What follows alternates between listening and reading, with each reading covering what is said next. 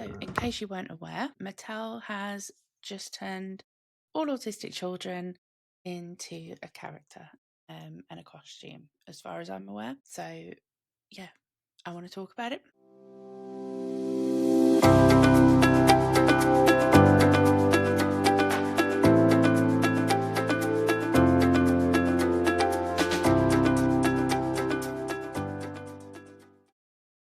Welcome back to Unfiltered Parenthood. My name is Lucy. Lovely to have you back again. I'm so sorry. I keep saying I'm going to do this and get better at releasing these episodes, but mum life and work life, and I always plan episodes and then don't get time to record them. Whoops! My insurance does not cover PMS. I was supposed to have recorded this one today, and it's now 11:15 at night because my son has been off sick from school. So yeah, things happen and I just don't get time to plan and record and then send them out as I do. And then I end up going weeks without actually getting any content out at all. So sorry. I am going to promise to try and get better. News today is that Mattel have released Autistic Barbie. I'm an artist and fashion designer. I am autistic. I think differently. Our journey with autism started when Miko was actually 2 years old. Learning about her when she got her diagnosis helped me get my diagnosis. It was a relief, and I didn't want her to walk through life without people understanding her. When she first started using the device, that connection was magical. She was completely nonverbal before she got that. I want to become a fashion designer to help me to communicate. My designs are beautiful and different because of my autism. So autism has been a very positive thing for me, and like dolls have been my comfort. They help keep me stable. They bring me joy. All right, take a look.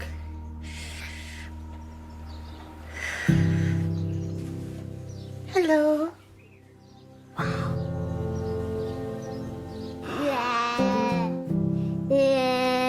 What is that?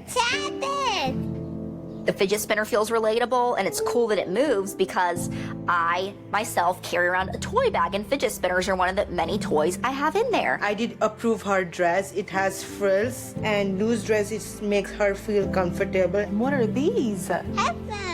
You got headphones, don't you? And I noticed that the eye gaze is a little indirect. This one's making more eye contact, and this one isn't making direct eye contact. Because as people with autism often struggle with eye contact, and that was something that was harder for me growing up. I was looking at a Barbie, and it makes me feel really amazing and proud. Seeing her play with a doll, it gives me a sense of peace. A Barbie doll. You like Barbie doll? I do too. I've wanted there to be an autistic doll since I knew I had autism. It means a lot to finally see this happen. Having a Barbie doll that represents autism, I hope that all parts of the spectrum feel included in the conversation. I want them to feel hopeful. I want them to feel like they matter. I just hope that they feel seen, they feel heard, because this doll is making me feel seen and heard. I have some issues with this, and I know people are going to come at me in the comments and call me a Karen. I said extra caramel! Is this extra caramel? This summer, Get me your manager, now. I'm just the parking guy. Entitlement goes viral. The manager! And say that people will moan about anything these days, and I totally get that. You're totally within your rights to do that. But I want to give you the reasons why I feel like this. So, yeah, Autistic Barbie. So, Mattel has partnered with the Autistic Self-Advocacy Network to create this new Barbie doll. And people are calling it groundbreaking and representation, and it's inclusive. I get the idea and I get the concept. I just think it's been poorly executed. I think the intention sounds great on paper, but as a parent and as a mum raising a child with autism, I look at this doll and it just makes me sad and angry and a little bit worried as well. And because the more I dig around into the actual design and the concept behind it and the choices with the accessories that were made, I feel like it's not representation, it's reduction. It's reducing a neurodivergent disorder down to a characteristic and accessories. So I want to kind of talk you through why, and talk you through the actual doll, just in case you haven't seen it. So yeah, the actual design that Mattel have come up with, the official product description lists all of these features. So we've got articulated joints so she can stim, sensory-friendly clothing with no tags or sequins, noise-cancelling headphones, an AAC device, and a fidget spinner, which I believe is on her finger. And the other one, which I have the major problem with, is quote, eye gaze, which is shifted to the side to show autistic people often avoiding eye contact. So they designed her literal face to not look at you, because that's apparently what autistic people do. I get that that's a characteristic sometimes of autistic people and children, but to put it on a doll, it's not sitting right with me. They didn't give her like an accessory that you could remove and make your own. They built doesn't make eye contact into her permanent kind of physical design. And if you've seen the doll, which I'm going to put up here, it just looks like she's like got, I don't know what's going on with her eyes. They look weird. And I think for me, that's not a celebration of neurodivergence and of autism. It's teaching children that autistic people look different and are defined by what they don't do, by what they avoid in society, by how they fail to meet our neurotypical expectations of them. It's like saying, you know, oh, all autistic people don't look at you because Barbie doesn't look at you. It doesn't sit comfortably with me at all. Jacob, for those of you that don't know, my son Jacob, he is autistic. And unless I told you he was autistic, you might not know. He does at home and sometimes when he's out, but not actually when he's out in public generally, but he does at home, he does at school, he will stim, he'll hand flap. That is his only tell.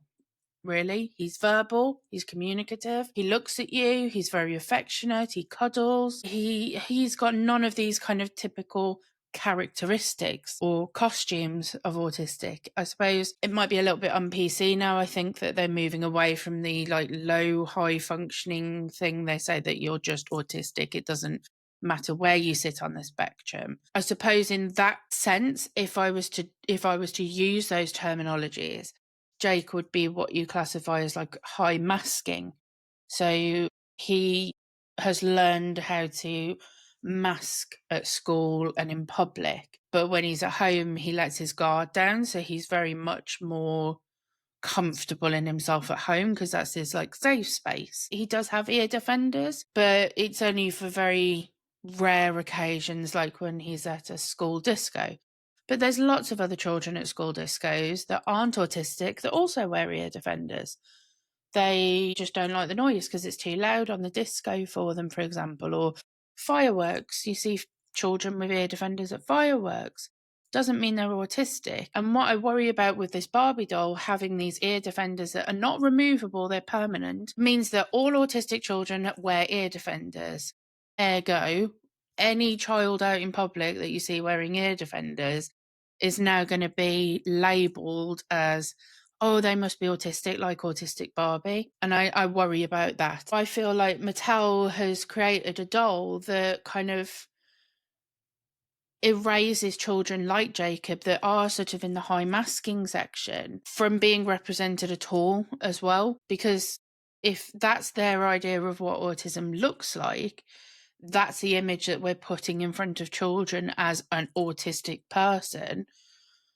Autism for most children, for many children, is actually invisible. You can't see it. It's not there are traits of autism that children have. That's how they diagnose it. So the characteristics that they say on this doll are traits of autism. A few moments later, 2,000 years later, one eternity later. Continuity. So yeah, I recorded this last night and the child woke up. So I had to restart today. So hence we are in the daylight rather than nighttime. Nighttime. Daytime. Nighttime. Daytime! Nighttime! Daytime! So as I was saying last night, I think that this doll is making something visible that actually isn't visible. Autism isn't visible most of the time. Yes, of course, there are traits of autism that you get, but they're not like caricatures. They're not 100% characteristics of autism. And to me, this Barbie doll feels like it's saying, if you look like this Barbie, then you must have autism. Or if you don't look like this Barbie, then you don't have autism. So if you don't hand flap, or you don't use an AAC device, or you don't have a fidget spinner, then you can't possibly have autism, because Autistic Barbie has those things, and that's what autistic people have. Likewise, on the other side of it, like, what about children like Jacob that are high masking? It just sort of seems like performative to me from Mattel. Tick boxing inclusivity. Yeah, that sounds pretty sweet to me. What scares me is, what are we teaching children? Are we teaching children now to identify autism by how someone looks or behaves, and point it out to them? You know, oh, that child's got headphones on, they must have autism. Do they have an AAC device? Must have autism. Do they look away when you're talking to them? Congratulations, they've got autism. It's not always the case. And we're just kind of giving a checklist to children who we know can be cruel at times, to point out these kind of characteristics and traits of these children. So, yeah, it makes me worry about them, to be honest. And like I said, what happens when a neurotypical child wears headphones or has a fidget spinner? Does that mean that they're going to be classified as having autism because that's how Barbie portrays autism? They haven't got autism. They're just like wearing headphones, or they're maybe, you know, a little bit sound sensitive. You can still have sensory issues and not be autistic.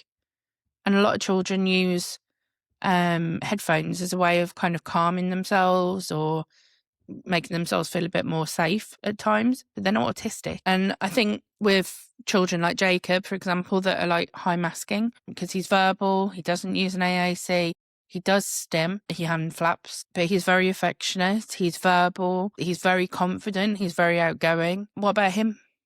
What about children like him? Are they not autistic enough because they don't have these accessories? That's how it feels to me, anyway, with this Barbie. And I don't understand why they couldn't have just come out and said that actually any of their Barbies, their existing line of Barbies, could be autistic. Any of their Barbies could be autistic.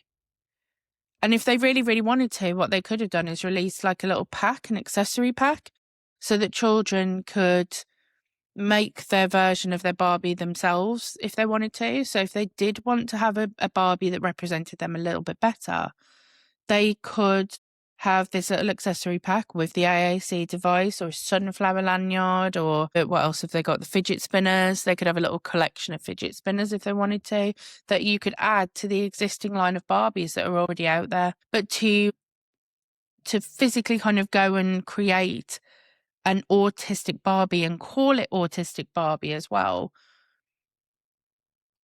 it really, really does not sit comfortably with me. And I think where do we stop as well? I grew up I was born in 88, so I grew up in the 90s, and I loved my Barbie. I had hundreds, well, not hundreds, but I had loads of Barbies. I had all the accessories, the dolls, the carts, the horses, the everything. But I had imagination. I didn't need the Barbie to represent me. I wasn't playing with Barbie as me. I was playing with Barbie, as Ken, as whatever their names were on the box. They were my escape. They were my storytelling method. They were my way of communicating different stories that I'd got in my head. And I played with them for hours. And not once did I ever think, that Barbie's me. I need that Barbie to look like me. I played with all different coloured Barbies. I played with Barbies with different hair colours. I've got dark hair. My Barbies mostly have blonde hair. Not once did I think, I don't want that Barbie because she's got blonde hair. I need her to have brunette hair. That Barbie's got blue eyes. I need her to have brown eyes. She didn't need to represent me. That wasn't what I did. I had an imagination, and I feel like the more we try and go towards inclusivity, and giving kids a Barbie that looks like them. We're just taking away from their imagination to make the Barbie their own anyway. Parents could easily turn around to children and say that Barbie is autistic like you, if you really want to, you know. I don't think we need the label on the Barbie. And calling it Autistic Barbie as well is just a really big, you know, where are we going to draw the line? Are we going to start having transgender Barbie? Or are we going to start having self-harm Barbie or soiling Barbie to represent children that self-harm or represent children that soil themselves? I think it's stepping into dangerous territory. You know, and they didn't just call her, you know, I don't know, Kim, the Barbie doll. They called her Autistic Barbie. I really don't like it. And I know people are going to come at me and say I'm being a Karen, and I get that, but I'm really not the only one that thinks it. There are a lot of parents out there that don't like this Barbie doll just as much as me, so I'm not the only one.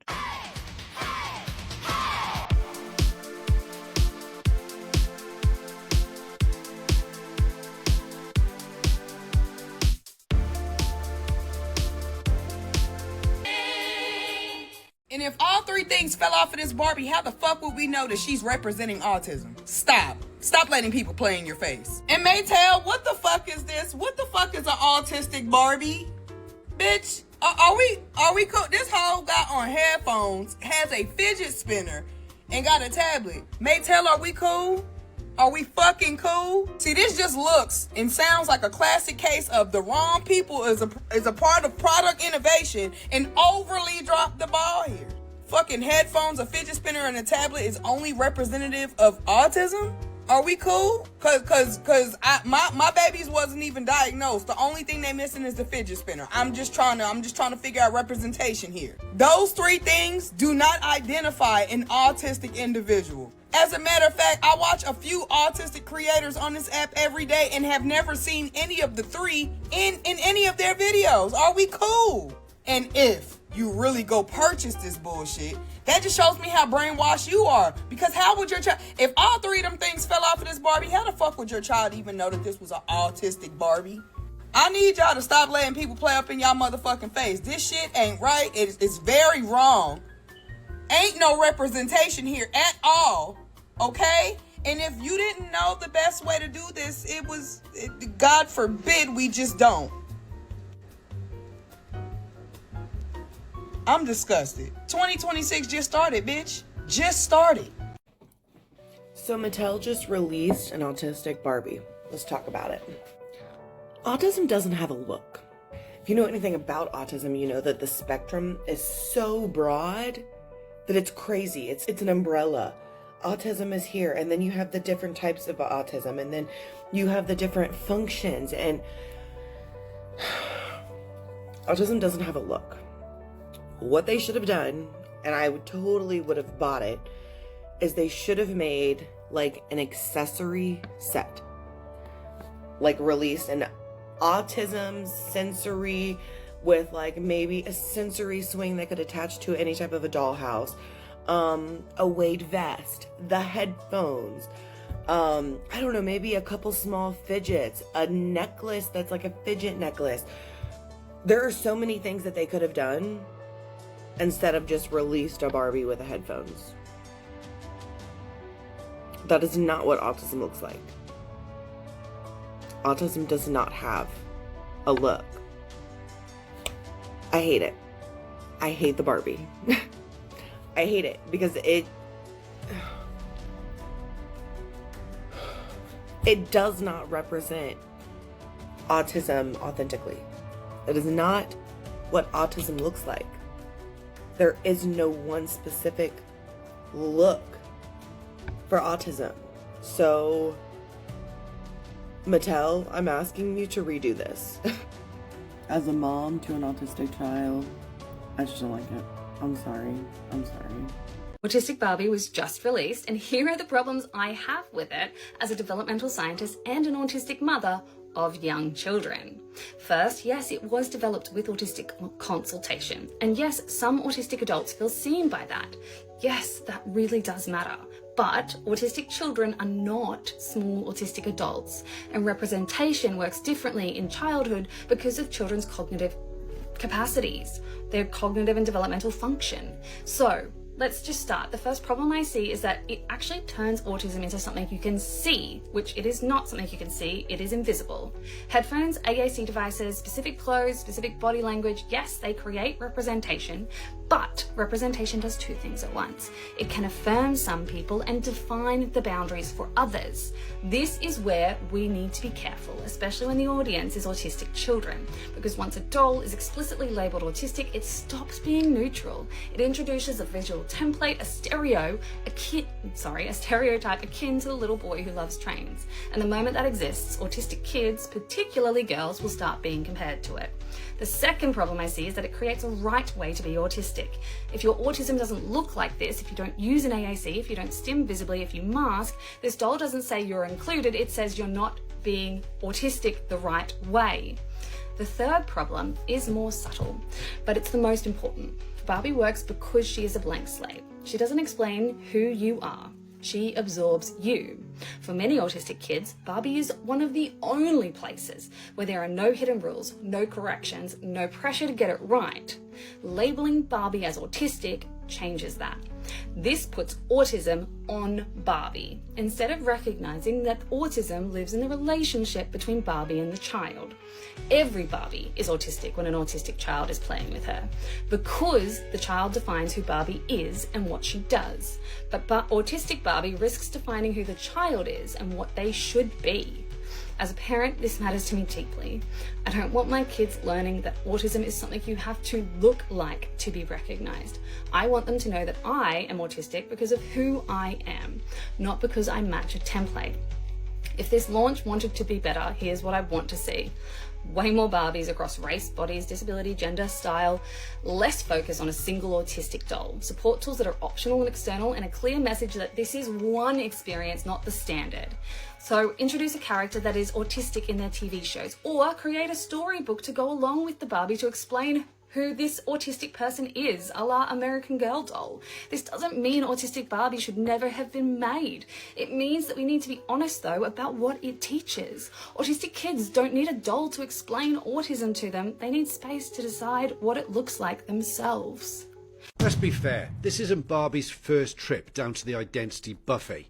We're basically at the point now where Mattel have turned Barbie into the Argos catalogue of the human condition. We've got Barbie with a prosthetic leg, Barbie in a wheelchair, chubby Barbie, Barbie with type 1 diabetes complete with medical kit, Down syndrome Barbie, Barbie with vitiligo, the skin condition where pigment disappears in areas, and now autistic Barbie with headphones and a fidget toy, and a 1,000-yard stare. If you squint hard enough, it's less a toy range and more a waiting room and a very inclusive GP surgery. And again, let's be crystal clear before the comment section starts frothing. None of this is a dig at people with disabilities or conditions. Real people live real lives with these things, and they deserve dignity, support and respect. This is a dig at the idea that you can meaningfully represent the entire complexity of human experience by swapping Barbie's accessories and issuing a press release. Barbie used to be an astronaut, a vet, a CEO, a spy, a president. Now she's basically everyone you'd meet at a diversity conference coffee break.